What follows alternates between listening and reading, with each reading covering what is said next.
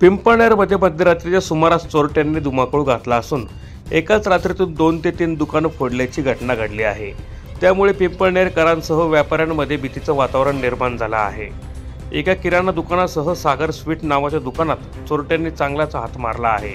सुमारे 3.5 मिनिटाच्या सीसीटीव्ही फुटेजमध्ये चोरटा दुकानातील किराणा सामान चोरत असल्याचं कैद झालं आहे।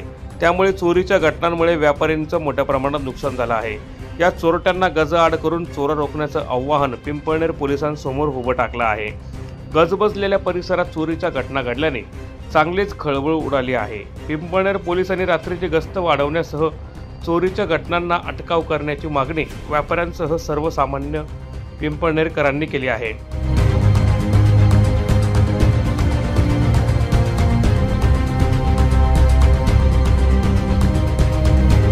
ब्युरो रिपोर्ट, माझा महाराष्ट्र न्यूज, पिंपळनेर।